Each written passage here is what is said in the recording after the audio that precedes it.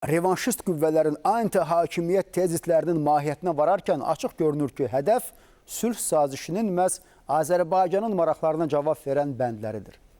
Bugün Paşinyanı Ermənistanın sərhədlərini 29.743 kvadrat kilometr çərçivəsində müəyyən etməkdə günahlandıranlar da baş nazirin dediyi kimi ölkəni yeni müharibəyə sürükləməyə çalışanlardır. Qarabağ və ətraf bölgələri əhatə edən xəritələrin, simvolların günü bugün də ortaya qoyulması, Parisdəki erməni diasporunun Qarabağ məsələsi və qondarma erməni soyqırımının beynəlxalq arenada tanıdılmasını prioritet elan etməsi də eyni təhlükəli ssenarinin tərkib hissəsidir. Tussen de vredesbesprekingen tussen Armenië en Azerbeidzjan. Və bu təhlükəli ssenariyə Avropa ölkələrindən də güclü dəstək gəlir. Məsələn, aprelin 16-sında Niderland parlamentində Xristian Birliyi Partiyasının üzvü Don Seder tərəfindən hökumətə 2 sənəd layihəsi təqdim olundu. Bunlardan biri dırnaq arası erməni müharibə əsirlərinin azad olunmasının müdafiəsi, digər isə saxta erməni soyqırımının tanınması ilə bağlı idi. Don Seder hazırda ölkə parlamentində ermənipərəst mövqedən çıxış edən əsas fiqurlardan biridir. Xatırlayırsınızsa, 2021-ci ildən etibarən Azərbaycana qarşı qəbul olunmuş 9 sənədin 8-nin müəllifi, birinin isə həm müəllifi məhz Sederdir. Voorzitter, dank u wel. Nog één vraag. Later deze maand vinden lokale verkiezingen op de westelijke Jordaan. Onu da əlavə edək ki, hələ 2024-cü il oktyabrın 10-da Niderland parlamentinin nümayəndələr palatası tərəfindən Azərbaycan əleyhinə 2 qətnamə qəbul edilsə də, Niderland Xarici İşlər Naziri həmin qətnamələrə dəstək vermədi.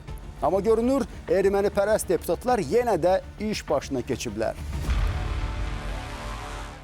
Halbuki onların öz ölkələrinin müstəmləkə keçmişinə nəzər salmaları daha obyektiv olardı, nəinki erməni təəssübkeşliyi çəkmələri. Gəlin xatırlayaq. Niderland, Bonaire, Saint-Martin, Aruba, Curacao, Saint-Eustatius və Sabada məqsədyönlü assimilyasiya siyasəti həyata keçirir. Yerli əhalini adalardan qovaraq onları Hollandlarla əvəz edir.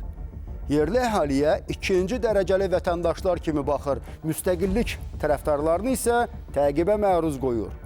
Yerli xalqlara öz ana dillərində belə təhsil almağa və danışmağa qətiyyən imkan vermir. Zal benutten om het vredesproces tussen Armenië en Azerbaycan te gaan versterken. Üstəlik, analoji addımı müstəmləkə keçmişində heç də Niderlanddan az ləkəsi olmayan Belçika parlamenti dağıtır. Belçikalılar ermənilərin Qarabağa beynəlxalq zəmanət altında təhlükəsiz qayıdışını dəstəklədilər.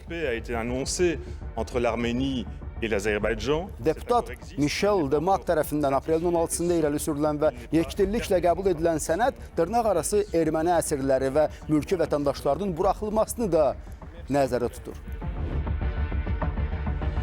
Amma bu o Belçikadır ki, Avropa imperiyaları sırasında yeganə şəxsi monarx mülki kimi tanınır. Bu o Belçikadır ki, qaranlıq tarixində insan zooparkları tipli, utanc verici və rəzil bir sistemi var. Elə bu yerdə tarixə kiçik bir ekskursda edək.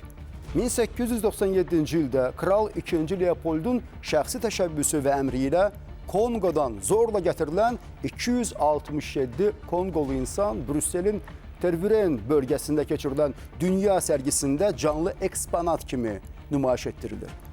Sivilizasiya missiyası adı altında qurulan bu insan zooparkı Avropanın mərkəzində açıq-aşkar irqi alçaltma və soyqırımın simvoluna çevrildi. 1958-ci ildə Brüsseldə təşkil olunan Expo 58 Ümumdünya sərgisi çərçivəsində də eyni xarakterli insan nümayişi təkrarlanır. Beləliklə, aydın görünür ki, 1897-ci ildə Tervurendən təşkil olunan ilk insan zooparkı təcrübəsi heç də təsadüfi və ya müvəqqəti deyildi. Belçika müstəmləkəçilik siyasətinin strukturunda dərin kök salmış sistemli, institusional və uzun müddətli prosesin mühüm tərkib hissəsi idi.